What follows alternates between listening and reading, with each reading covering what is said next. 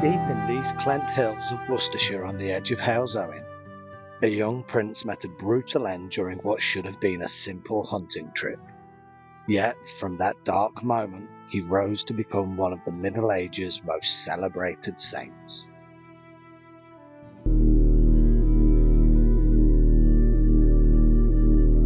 Hi, welcome to the channel, and today we're exploring the gripping legend of Saint Kenelm, the boy king whose story of betrayal and miracles still echoes in the Middle Ages.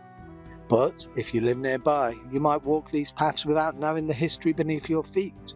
Let's uncover how a forgotten murder sparked centuries of devotion. Our story begins in the early 9th century, amid the turbulent world of Anglo-Saxon England. Kingdoms clashed, Vikings loomed, and Mercia dominated the Midlands. From Birmingham to Worcester, at the centre was Kenelm, born around 786 AD as the son of King Cernwulf. Old charters prove he was a real prince and the heir to the land's most powerful throne. When Cernwulf died in 819 or 821, Kenelm was only 7 and thrust into kingship. Medieval chroniclers described him as a deeply pious child, a child of remarkable faith, but royal blood often invites danger, and Kenelm's reign was doomed by those closest to him. Kenelm's older sister, Quendryda, burned with ambition for the crown. The legends say she conspired with her lover, Ascobert, and Kenelm's own tutor to eliminate him. They chose the secluded Clent Hills for their plot, luring the boy out on a hunting trip. The night before, a prophetic dream haunted Kenelm. He ascended a radiant tree symbolizing his realm, only for it to be hacked down. He shared his vision with his nanny, who sensed betrayal, but Kenelm pressed on with the hunt. In a quiet spot known as Cowbach, now in Romsley, Kenelm rested, singing the Te Deum hymn. In that vulnerable moment, Ascobert struck, beheading him and hiding the body under a thorn bush.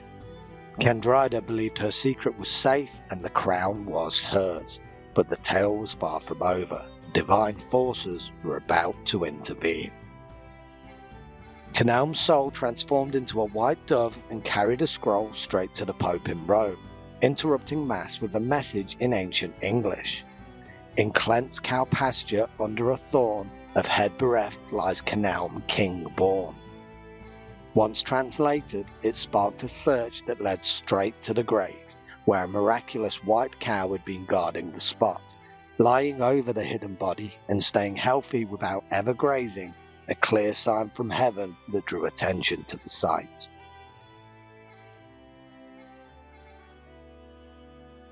The body was unearthed, a sacred spring erupted from where his head had fallen, a well that survives today at the base of Saint Kenelm's church in Romsley, long credited with healing miracles. But earthly rivalry erupted over this heavenly event. Groups of monks from Worcestershire and Gloucestershire clashed over the custody of the relics. They settled it through divine arbitration, agreeing to sleep and let the first to wake claim the relics. The Winchcombe monks stirred first, securing the body for their abbey in Gloucestershire, the heart of Kenelm's family legacy. More springs appeared along the route, providing refreshment for the monks on their holy quest. Quendryda, watching from afar, attempted to curse Kenelm while reading her Bible. However, it was her that was cursed, as her eyes fell from her head onto the pages of her holy book, sealing her fate. This blend of tragedy and wonder propelled Kenelm into sainthood, making him a medieval icon. His cult centered at Winchcombe, where pilgrims sought cures at his tomb, drawn by reports of visions and heavenly lights. By the 11th century, his life filled chronicles and poems like the South English legendary, cementing his place as a passion-bearer, a martyr of innocence and faith. The story resonated deeply in the Midlands, symbolising local pride. In nearby Halesowen, just a stone's throw from Clent, the connection grew even stronger. Halesowen Abbey, a 13th century pre-Monstratensian monastery, embraced Kenelm as a key patron, linking his veneration to the area's spiritual life. They profited greatly from providing hospitality to pilgrims en route to Romsley to make use of the healing waters at the spring. One abbot went further, successfully petitioning to shift the local market fair to align with Kenelm's feast day on July the 17th. This change boosted trade and pilgrimage, turning the day into a vibrant event that blended commerce with devotion, with fairs complete with customs like crabbing the parson, where apples flew at clergy in playful tradition. Sites like Saint Kenelm's Church in Romsley, built in the 12th century, and the Abbey's ruins in Halesowen keep the legend alive. Even if Kenelm's real death stemmed from political strife or border conflicts, these tales transformed loss into enduring reverence.